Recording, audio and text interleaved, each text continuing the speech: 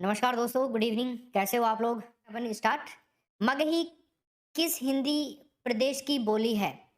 बताइए। मगही। दोस्तों ये बिहार की है, बी ऑप्शन होगा इसमें। देखो, भाषा और बोलियों से संबंधित आपके एग्जाम में एक प्रश्न आता है, पिछली बार भी आया था। तो ये बी ऑप्शन हो जाएगा। हालांकि ये उत्तर प्रदेश और मध्य प्रदेश में भी थोड़ी थोड़ी बोली जाती है। अगला प्रश्न है, किस क्रम में अघोष व्यंजन है? अघोष व्यंजन के बारे में बात कर रहा है भाई। तो बताइए अघोष व्यंजन का क्या होगा? मैंने आपको बता रखा है अघोष व्यंजन के अंदर श और श, तीनों श इसके अंदर आएंगे, है ना। बाकी ये रे लेवे नहीं आते हैं, वह है ड है। देखो, तो एक तो अघोष होता है और एक सघोष होता है। सघोष को आप घोष भी बोल सकते हो ना, है ना भाई। यस। तो अघोष जो होते हैं वो एक और दो वर्गों का, सघोष दूसरा, सॉरी तीसरा, चौथा और पांचवा होते हैं। क्लियर? करते हैं शुरुआत। डिस्क्रिप्शन में लिंक मिल जाएंगे आपको। शब्दकोश में श्रद्धा शब्द किस सबसे पहले आएगा? बताइए। श्रद्धा शब्द शासन, शौर्य, शाम और श्रमिक। देखो, शासन जो शब्द है ना, इसका अगर हम टुकड़ा करते हैं, स के अंदर क्या है दोस्तों? आ के बाद में क्या है? स के अंदर ए है, न के अंदर ए है, यही टुकड़ा होगा ना। इसके अलावा अगर हम बात करते हैं शौर्य की, तो शौर्य का टुकड़ा क्या होगा दोस्तों? स प्लस शौर्य है ना। तो औ की मात्रा है इसके अंदर। इसके बाद में यह है, यह के अंदर सो रे पहले आएगा, रे आधा है क्योंकि, और यह और प्लस में ए हो जाएगा।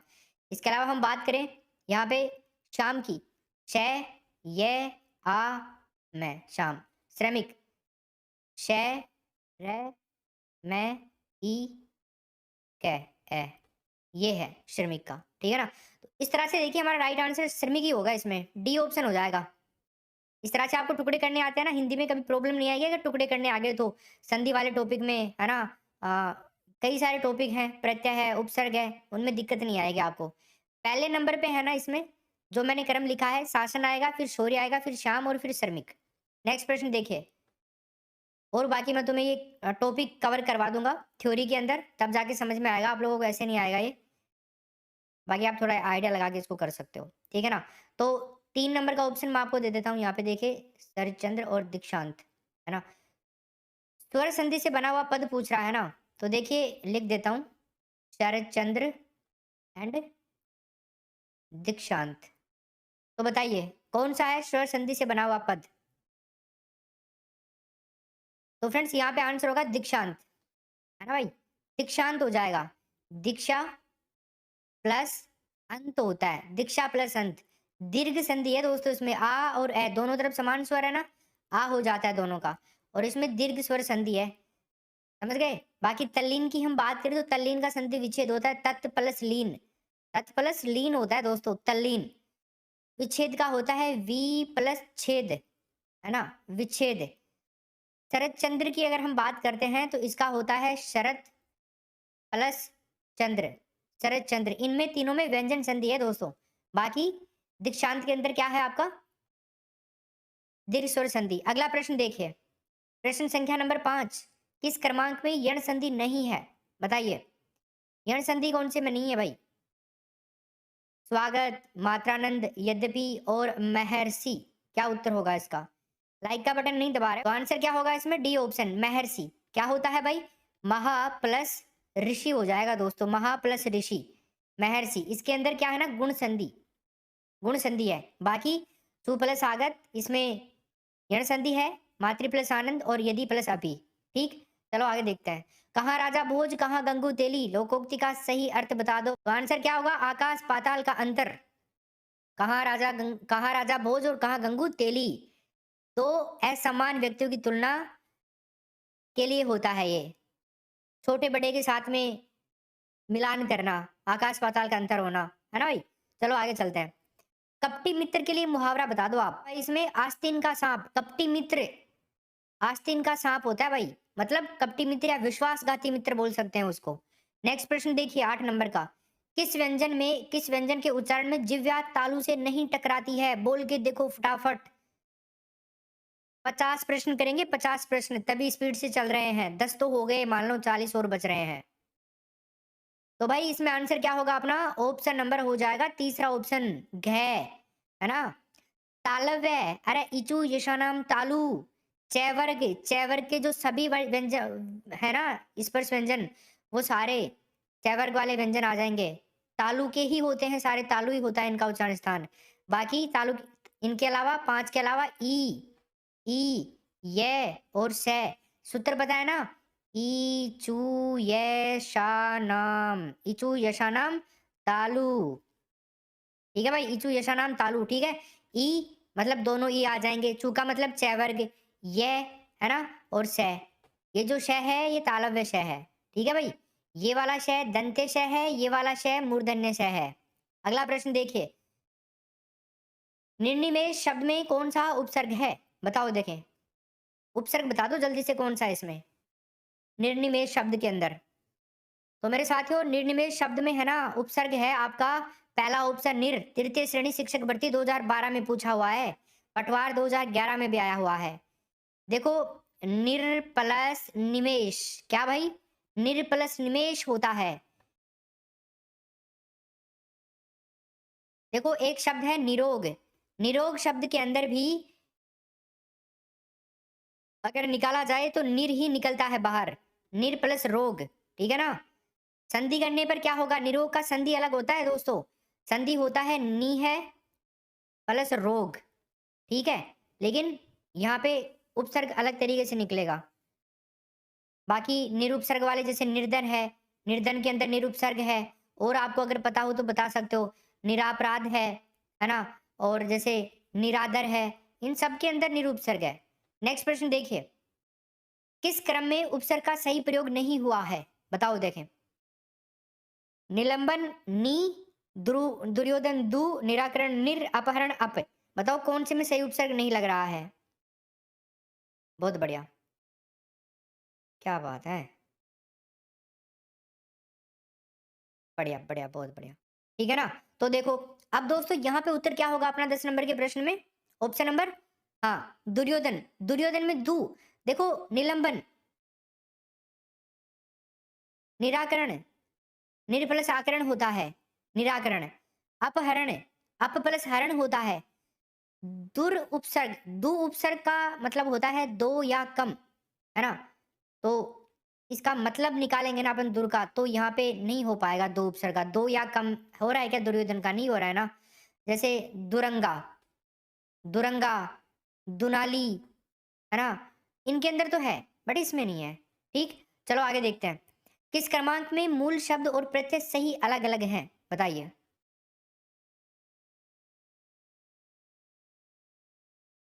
बहुत ही अच्छा, बढ़िया। तो गाइज 11 नंबर के प्रश्न में क्या हो जाएगा? लुटेरा लूट प्लस एरा, बचपन बच प्लस पन, खवैया खेना प्लस वैया, लड़ाकू लड़ प्लस आकू। देखो इसमें ना राइट आंसर होगा डी ऑप्शन, लड़ाकू, लड़ प्लस आकू, सही है इसमें। बाकी अगर लुटेरा को हम देखें ना, तो लुटेरा के अंदर है ना लू, छोटा नहीं आएगा, लूट बड़ा बड़ा वाला आएगा लूट। इसके अलावा अगर बचपन की बात आ रही है, तो बचपन के अंदर बच प्लस पन नहीं होता है दोस्तों, बच्चा प्लस पन होगा, बच्चा प्लस पन, ठीक है। इसके अलावा इसके अंदर खवैया की बात करें अपन, तो खे प्लस एया होता है ना, खवैया, तब बनेगा। बाकी यहाँ पे डी ऑप्शन सही आंसर है। नेक्स्ट प्रश्न देखिए अब आप, 12 नंबर के प्रश्न में बताओ किस शब्द में अधिकरण तत्पुरुष समास है? जल्दी से बता दो भाई, क्या आंसर हो जाएगा इसमें? बता दोगे तुम सब, है ना? मान एजुकेशन के शेर और शेर नहीं हो तुम, तो फिर ऐसे थोड़ी होगा कि ना बताओगे तुम। अश्वारोही, बी ऑप्शन हो जाएगा, अश्वारोही। अश्व का मतलब क्या होता है भाई? घोड़ा, घोड़े पर आरोहण, ठीक। चलिए नेक्स्ट, शब्दकोश में अंत में कौन सा आएगा? बताइए, अंत में कौन सा आएगा? वर्धमान, वृक्ष, वर्षा और वृद्धि। देखो आपको शब्दकोश का क्रम पता होना चाहिए, पहले सबसे पहले ए, आ, ई है ना, वो आते हैं, पहले स्वर आते हैं, फिर व्यंजन आते हैं, है ना, व्यंजनों के अंदर फिर, तो यहाँ पे है ना वर्धमान, वर्धमान का अगर हम करें, वह के अंदर है, रे के बाद में ध है, द के अंदर है, मैं के अंदर आ है, न के अंदर है। आप कहोगे सर क्या कर रहे हो ऐसे? पर स्पीड ऐसे ही है, देखो प्रैक्टिस करने से ऐसी स्पीड बनती है ना? 500 की स्पीड बन जाती है। आप भी प्रैक्टिस करोगे ना डेली, ऐसे ही करोगे तुम भी। वृक्ष की बात करें तो वह के अंदर री है, कै के अंदर शै के अंदर है, वृक्ष। इस तरह से ये बना वृक्ष। तो पहला वर्तमान, है ना? दूसरा वर्षा, फिर उसके बाद में आएगा आपका तीसरा वृक्ष और चौथे नंबर पे वृद्धि। इस तरह से आएगा तो आंसर अपना क्या आएगा अंत में? वृद्धि आ जाएगा। वह आ रहा है देखो सबसे लास्ट में, है ना? इसके अंदर द री, है ना? और यही आएगा इसके अंदर सबसे लास्ट में। सबसे नंबर 1 पे तो आएगा ये, 2 नंबर पे आएगा ये, 3 पे ये और चौथे पे ये। अगला प्रश्न देखिए, आदर्श शब्द का पर्यायवाची कौन सा नहीं है बताओ? आदर्श का पर्यायवाची कौन सा नहीं है? आदर्श का पर्यायवाची प्रतिमान होता है, मानक होता है, प्रतिरूप होता है, बट यथार्थ नहीं होगा। B option.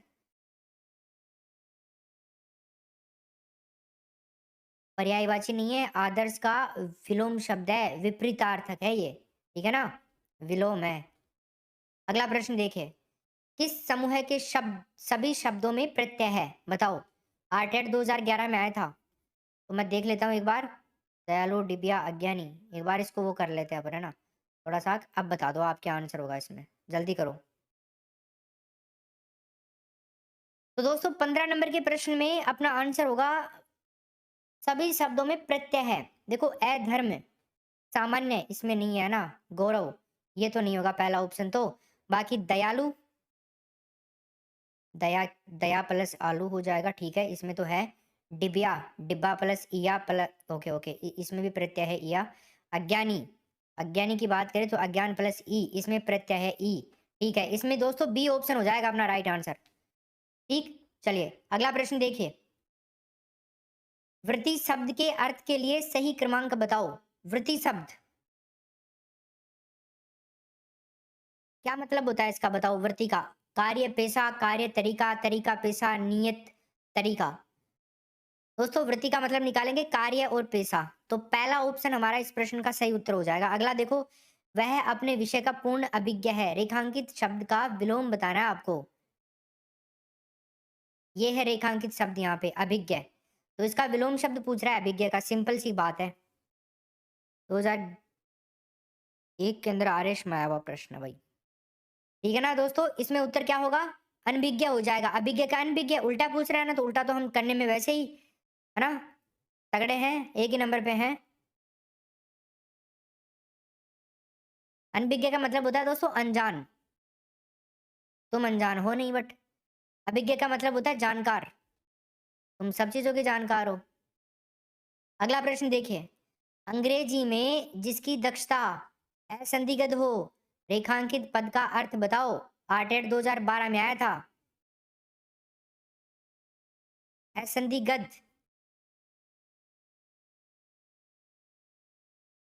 बताइए क्या आंसर होगा इसका? इसका मतलब होगा संदेह, नंबर 1 ऑप्शन, ये रेखांकित पद है यहाँ पे। जिसमें संदेह न हो उसके लिए असंदिग्ध शब्द का प्रयोग करते हैं। 19 नंबर का प्रश्न देखो अब आप, कम या नपा तुला खर्च करने वाले को क्या कहा जाता है बताइए, है ना? सब मॉडल लागू है, दिखाई हो तो आज क्लास ले रहा जाने वाला है ना भाई? सही बोल रहा हूँ क्या मैं? ऐसे ही करते हो क्या तुम?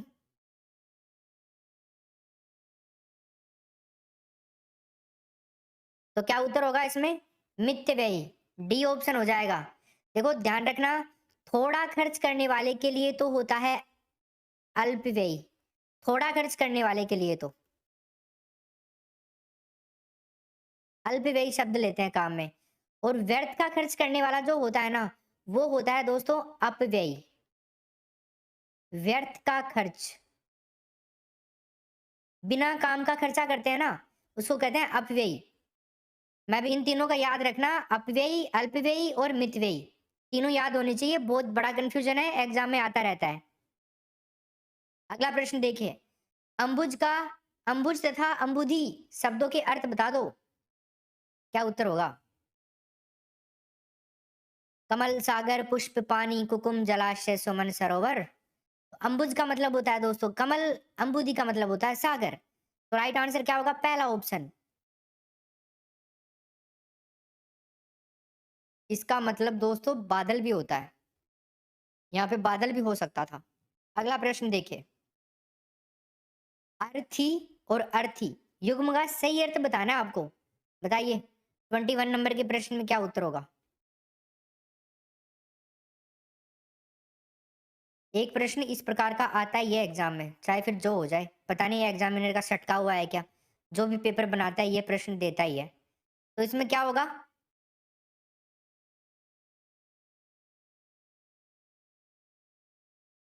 देखो, शव और याचक, इसका मतलब शव और इसका मतलब याचक। ठीक, इसका मतलब आप इच्छुक कह सकते हो, याचक कह सकते हो। नेक्स्ट प्रश्न देखिए। मुख का विलोम क्या होगा बताओ? मुख, मुख का विलोम, मुख का विलोम बताना है दोस्तों आपको। में डी ऑप्शन वाचाल हो जाएगा, वाचाल। मुख का अर्थ होता है वाचाल, सॉरी, मुख का अर्थ क्या होता है? विलोम, विलोम वाचाल हो गया। और वाचाल का अर्थ क्या होता है? बातुनी, बातुनी, बातुनी किसे कहेंगे? अधिक बोलने वाला जो होता है ना उसको बातुनी कहेंगे। ठीक है, चलो। तो बताइए 23 नंबर के प्रश्न में क्या उत्तर होगा? कंधा हो जाएगा इसमें। कंधा का तत्सम क्या होता है दोस्तों? स्कंद। तत्सम होता है स्कंद। अच्छा, दंत का क्या होता है? दंत का तद्भव दांत होता है मेरे दोस्तों, दांत। मृत्यु का तद्भव क्या होता है? मौत। और मत्स्य का तद्भव क्या होता है? मछली, ताली। आगे चलते हैं भाई, बताइए क्या उत्तर होगा इसमें? निम्नलिखित तत्सम तद्भव में से कौन सा विकल्प अशुद्ध है? शब्द आपको संस्कृत वाले प्रतीत हो ना, वो तो होते हैं तत्सम, है ना। और जो आपनाली भाषा में हुई ना, वह मीजी का ही तद्भव, देसी भाषा वाले तद्भव होते हैं। जैसे कोई शब्द के अंदर श्रेय आ जाए, त्र आ जाए, है ना, री आ जाए, ग आ जाए, ये वाला श आ जाए, तालव्य मूर्धन्य श आ जाए, है ना। तो ये चीजें नोट किया करो। ये वाले शब्दों के अंदर ये चीज आती है ना, तो वहां पे क्या होता है दोस्तों? तत्सम शब्द होते हैं, वो तत्सम। समझ गए? चलो, तो रात की बात है, रात की बात रात को ही रहनी चाहिए, है ना। आउट मत करना, इन चीजों को याद रखना। चक्षु और आंख, चक्षु, आंख, कौन सा विकल्प अशुद्ध है? तत्सम और तद्भव। 24 नंबर के प्रश्न में आंख जो होती है ना, आंख, इसका तत्सम क्या होता है? चक्षु नहीं होता है मेरे दोस्तों। आप सब तो सोच रहे होंगे ये तो होगा ही नहीं। अरे यही होगा, अक्षी होता है, अक्षी। अक्षी तत्सम होता है आंख का। बाकी मृत्यु, देखो ये क्या है? तत्सम दिख रहा है ना, री। देखो श्रृंगार, मैंने ट्रिक बताया है आपको, ये देखो आ रहा है ना तत्सम।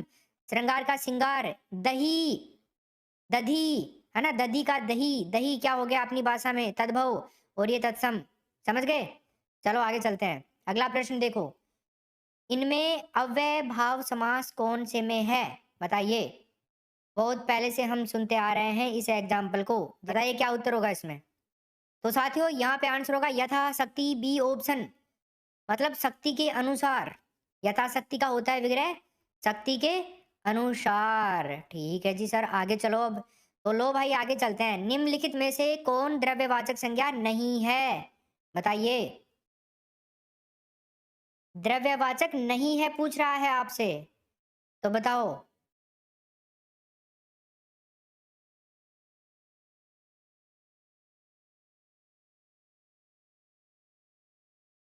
ठीक है, तो क्या उत्तर होगा इसमें?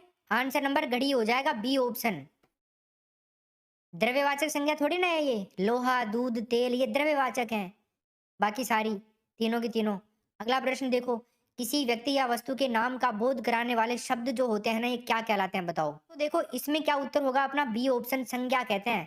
संज्ञा शब्द होते हैं। संज्ञा का क्या होता है? सम प्लस ज्ञा। संज्ञा में का अनुस्वार हो जाता है, यानी कि सम्यक ज्ञान कराने वाला। किसी व्यक्ति का गुण, वस्तु, भाव, स्थिति, इन सब का परिचय कराने वाले शब्द संज्ञा शब्द कहते हैं उनको। यदि पुस्तक वही है जो मेरे पाठ्यक्रम में है, वाक्य में निश्चयवाचक सर्वनाम शब्द बताइए कौन सा है? निश्चयवाचक मतलब जो निश्चित आपको दिख रहा है ना यहाँ पे, उसके बारे में बता दो। क्या उत्तर होगा? 28 में। तो भैया यहाँ पे अपना आंसर हो जाएगा वही, पहला ऑप्शन राइट आंसर, ठीक है ना? यह क्या है? सार्वनामिक विशेषण।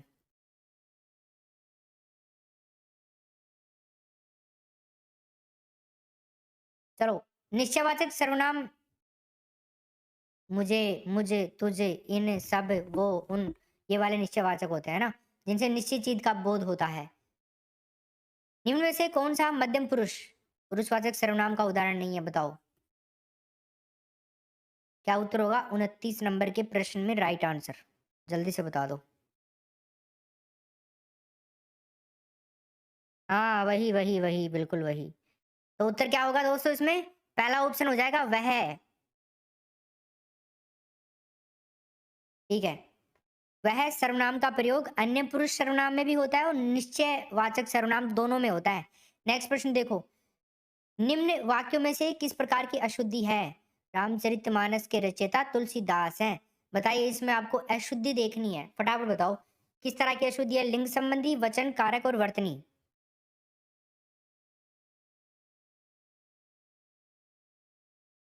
दिख रहा होगा आपको अशुद्धि?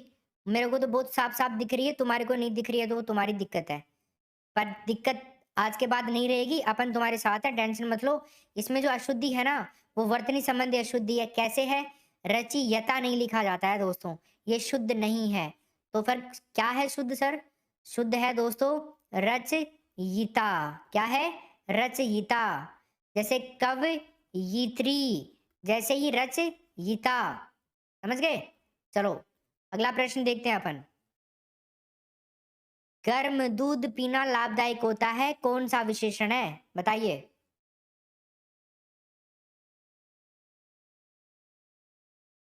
क्या उत्तर होगा इसमें? Guys, इसमें आंसर होगा गुणवाचक विशेषण है, बी ऑप्शन। यहाँ पर दूध की विशेषता बताई जा रही है, तो गुणवाचक विशेषण हो गया, गुण बताया जा रहा है दूध का।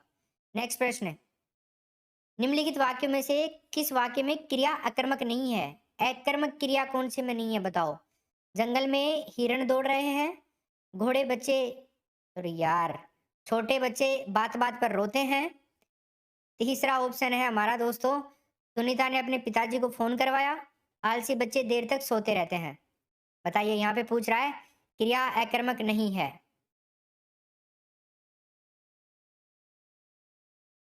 देखो यहाँ पर आंसर आएगा तीसरा ऑप्शन, सुनीता ने अपने पिताजी से फोन करवाया। देखो, दौड़ना, रोना और सोना, ये अकर्मक क्रियाएं हैं सारी। दौड़ना, रोना और सोना अकर्मक क्रियाएं हैं सारी। करवाया जो शब्द है ना, ये प्रेरणार्थ क्रिया है दोस्तों। समझ गए? चलो आगे चलते हैं अब। नेक्स्ट प्रश्न है, सकर्मक क्रिया वाला वाक्य छांटो आप फटाफट से अब। सकर्मक क्रिया मतलब जो क्रिया कर्म के साथ में आती है, सकर्मक, ट्रांजिटिव वर्ब। कर्म के साथ में जिस क्रिया का फल कर्ता को छोड़ करके कर्म के ऊपर पड़े ना, वो क्रिया सकर्मक क्रिया कहलाती है। जैसे बच्चा दूध पी रहा है, दूध कौन पी रहा है? बच्चा। सकर्मक क्रिया की पहचान बताता हूँ। कोई भी वाक्य होता है ना, जिसके अंदर कर्ता और क्रिया, कर्ता और क्रिया के बीच में यदि क्या लगा दिया जाता है ना, क्या क्या लगा करके आप प्रश्न करोगे ना, और उत्तर के अंदर आ जाए, अगर क्या का उत्तर आ जाए, तो समझ लो वहां पे क्या है? सकर्मक क्रिया है। जैसे अपन बात करें, सतीश ने केले खरीदे, तो देखो यहाँ पे सतीश क्या है? कर्ता, और क्रिया क्या है? खरीदना। अब मेरे को बताओ, क्या लगाओ दोनों के बीच में? सतीश और, मतलब कर्ता के बीच में और क्रिया के बीच में, सतीश ने क्या खरीदे? बताइए, क्या लगाया? आंसर आ रहा है ना, क्या खरीदे? केले खरीदे। आया ना तुम्हें समझ में? मतलब सकर्मक क्रिया है इसमें। बाकी आप देख लो, कहीं पे भी क्या का आंसर नहीं आ रहा होगा। राजू सदा रोता रहता है, तो राजू क्या रोता रहता है? तो रोता क्या थोड़ी होगा, नहीं होगा ना, नहीं आ रहा ना। ही हरिण बस पर चढ़ गया, हरिण क्या चढ़ गया, ऐसे थोड़ी बनेगा। हरिण किस पे चढ़ गया, ऐसे होगा ना। कैलाश छत से गिर पड़ा, कैलाश क्या गिर पड़ा, ऐसे थोड़ी बनेगा। कैलाश कहाँ से गिर पड़ा, ऐसे बनेगा। तो यहाँ पे क्या का उत्तर आ रहा है दोस्तों, मतलब सकर्मक क्रिया, काम खत्म। आज के बाद में सकर्मक क्रिया भूल मत जाना, याद कर लेना, यही होगा काम। ठीक है, चलो आगे चलते हैं। अकर्मक क्रिया का मतलब होता है कर्म रहित, जिस क्रिया में कर्म नहीं आता है, अकर्मक क्रिया कहलाती है। नेक्स्ट प्रश्न देखिए, निम्नलिखित में से कौन सा शब्द पुल्लिंग है, क्या उत्तर होगा इसमें। कपट पुल्लिंग है ये। कपट का स्त्रीलिंग क्या होता है दोस्तों, कपटी। नेक्स्ट प्रश्न देखिए अब आप 35, हेतु हेतु मद का उदाहरण बता दीजिए, क्या होगा। आंसर होगा इसमें पहला ऑप्शन, तुम आते तो मेरा काम बन जाता। देखो, जिस रूप में बीते हुए समय का बोध होता है ना, उसे कहते हैं भूतकाल। और भूतकाल के आपको पता है ना कितने भेद होते हैं, 6 भेद होते हैं दोस्तों। उनके अंदर से एक ये वाला भी होता है, सॉरी 4, उनके अंदर से ये वाला। तो आगे चलते हैं, किस क्रमांक में शुद्ध शब्द है बताओ।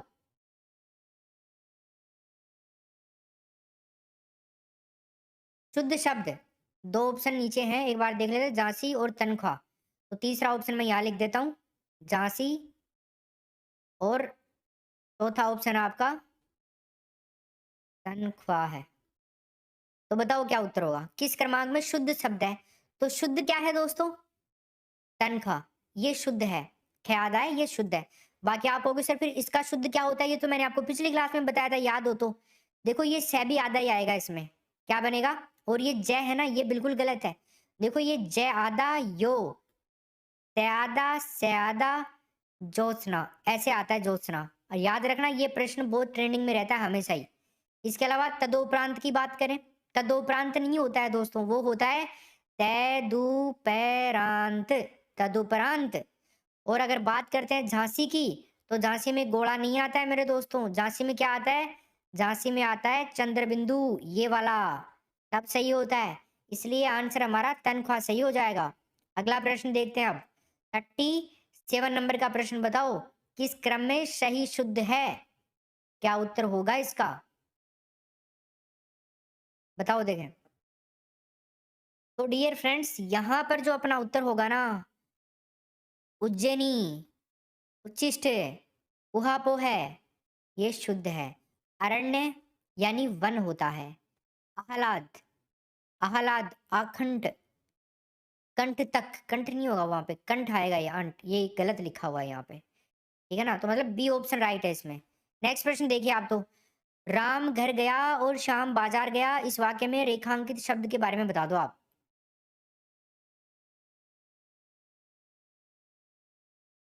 ये रेखांकित है यहाँ पे, बता दोगे वैसे तो। हाँ जी, संयोजक है ना, कनेक्टेड ही तो है। यस, बढ़िया। संयोजक कौन कौन से होते हैं, स्वयं, और, तथा, ये सारे संयोजक शब्द होते हैं। अगला प्रश्न देखिए 39, हमें सफलता मिलने तक प्रयास करना चाहिए, इस वाक्य में तक क्या है, तक, तुम तक तुम बिन, है ना। तो बताओ क्या उत्तर होगा 39 नंबर के प्रश्न में, राइट आंसर।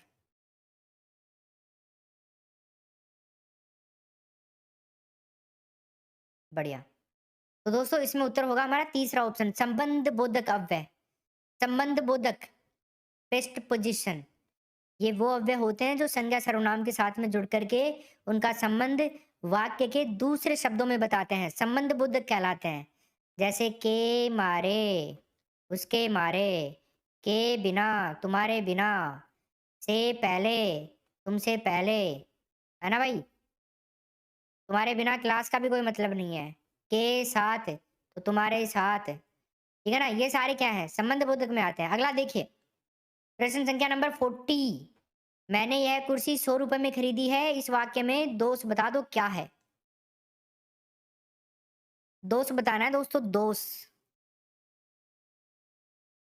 बताओ जल्दी से, दोष। तो क्या उत्तर होगा इसमें, परसर्ग हो जाएगा, तीसरा ऑप्शन राइट आंसर। हाँ, शुद्ध क्या होगा फिर, मैंने यह कुर्सी 100 रुपए में खरीदी। बस 100 रुपए में खरीदी, में आना चाहिए यहाँ पे। है भी नहीं आएगा, ओनली खरीदी तक खत्म हो जाएगा सेंटेंस। अगला देखिए, ये जो चिन्ह है ना, इसमें निर्धारित चिन्ह को इंगित किया जाता है, क्या बोला जाता है? ये तो कम से कम आना चाहिए ना सबको। बताओ देखें, इसमें क्या उत्तर होगा? ऑप्शन नंबर उद्धरण चिन्ह, है ना? उद्धरण चिन्ह है। देखो ये वाला चिन्ह क्या होता है दोस्तों? योजक चिन्ह, योजक चिन्ह। और अगर आपको पूछे निर्देशन चिन्ह, तो ये वाला होता है निर्देशन चिन्ह। निर्देशक बोल दीजिए इसको आप। एक लाघव चिन्ह होता है, जीरो वाला छोटा सा, लाघव। और ये आपका उद्धरण चिन्ह हो गया है। ध्यान रखिएगा 42 में देखो, किस क्रम में निश्चित परिणामवाचक विशेषण के बारे में बताइए। फ्रेंड्स यहाँ पे आंसर क्या होगा 42 में? पहला ऑप्शन, 1 एकड़ जमीन में धान की फसल खड़ी है। परिणामवाचक हो गया ना। देखो जो पदार्थ या संज्ञा जो गिनी न जाने वाली हो, अर्थात उन्हें गिन नहीं सकते हैं, केवल नाप तोल सकते हैं, वहां पे परिणामवाचक विशेषण होता है। और एक निश्चित यानी कि एकड़ जमीन, जमीन की माप, ये परिणामवाचक विशेषण ही होंगे। ठीक है ना? तो आंसर क्या हो जाएगा? पहला ऑप्शन। अगला देखो 43, बताइए क्या उत्तर होगा? किस क्रमांक में शुद्ध शब्द है? बताओ, शुद्ध बताना आपको। हत्यारे को मृत्युदंड की सजा मिली, द्वार में केवल एकमात्र दरवाजा है, बेटी पराये घर का धन होती है, होता है, या फिर निराशा की बदली छाई हुई है। तो आंसर होगा हमारा डी ऑप्शन। आगे चलते हैं, अगला प्रश्न देखिए, किस क्रमांक का वाक्य शुद्ध है? बताओ। इसमें क्या उत्तर होगा? पहला ऑप्शन, सभा विसर्जित हो गई, पहला ऑप्शन। देखो प्रातः काल के समय घूमना स्वास्थ्य होता है, प्रातः काल घूमना स्वास्थ्यप्रद होता है, स्वास्थ्यप्रद होता है। शायद आप अवश्य आएंगे, हमें आशा है भाई, इंतजार कर रहे हैं, ये नहीं आएगा लेकिन। आप अवश्य आएंगे, ये होगा इसमें, केवल आप अवश्य आएंगे, शायद लगाने की जरूरत इसमें नहीं है।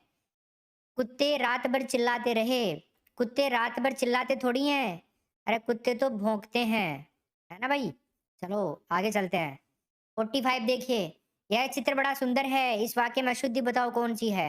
हाँ जी, 2017 के अंदर हाईकोर्ट एलडीसी एग्जाम में आया हुआ प्रश्न है। क्या आंसर होगा? विशेषण संबंधी अशुद्धि है इसमें। विशेषण क्या है इसमें? बड़ा। ठीक है, और बड़ा के स्थान पर बहुत आना चाहिए था। यह चित्र बहुत सुंदर है, ठीक है, बड़ा सुंदर नहीं आएगा, विशेषण संबंधी अशुद्धि है इसमें। अगला प्रश्न देखिए, कोष्टक ये वाला, इसमें किया गया चिन्ह जो है ना, किसका चिन्ह है? ये वाला चिन्ह बताओ। कई बार हम लगाते हैं ना लिखते समय, तो बताओ। सिंगोप लेफ्ट वर्ड, क्या कहेंगे? सिंगोप लेफ्ट वर्ड, त्रुटि पूरक या हंस पद कहते हैं इसको, त्रुटि पूरक, या फिर इसको कह सकते हैं आप सिंग ऑफ लेफ्ट वर्ड। ठीक है ना? चलिए, तो आंसर क्या होगा इसमें? अरे राम, ऑप्शन दिख ही नहीं रहे, मैं डायरेक्ट ही बता रहा हूँ आपको। इसमें क्या होगा, एक कर लो, देख लेते हैं एक बार। निर्देशन, निर्देशन लिखा हुआ है इसमें, निर्देशक चिन्ह, और चौथे में लिखा हुआ है हंस पद। कोई नहीं कोई नहीं, तो इसमें डी ऑप्शन हो जाएगा। ठीक है ना? अगला प्रश्न देखिए, द्रौपदी का चीर मुहावरे का सही अर्थ बताओ। तो इसमें क्या उत्तर होगा दोस्तों? ऑप्शन नंबर डी, ऐसी वस्तु जो समाप्त ही न हो, डी ऑप्शन हो जाएगा। द्रौपदी का चीर होना मुहावरे का अर्थ है अंतहीन। अगला प्रश्न देखिए, 48 में बता दो आप। छात्रों ने विश्राम किया, वे उत्तीर्ण हो गए, इस वाक्य का मिश्र वाक्य में रूपांतरण करना है आपको, तो करो देखें। इसमें आंसर होगा जिन छात्रों ने परिश्रम किया वे उत्तीर्ण हो गए, तीसरा ऑप्शन। ठीक है ना? उत्तीर्ण हो गए ये प्रधान उपवाक्य है, छात्रों ने परिश्रम किया, ये कौन सा उपवाक्य है? विशेषण उपवाक्य। नेक्स्ट प्रश्न देखिए, किस क्रम में मुहावरा नहीं है? बताओ 49 में क्या उत्तर होगा? मुहावरा नहीं है, भागीरथ प्रयत्न, समझ पर पत्थर पड़ना, असरफियाँ लूटे कोयले पर मोहर, हाथों के तोते उड़ना। आंसर होगा तीसरा ऑप्शन, असरफियाँ लूटे कोयले पर मोहर। असरफियाँ लूटे कोयले पर मोहर। ये मुहावरा नहीं है, कहावत है। कहावत बोले तो लोकोक्ति, जिसका अर्थ होता है बड़े बड़े खर्ची पर ध्यान न देना। जो बड़े बड़े खर्चे होते हैं उनके ऊपर ध्यान न देना, छोटे खर्चे होते हैं उनके ऊपर कंजूसी दिखाना।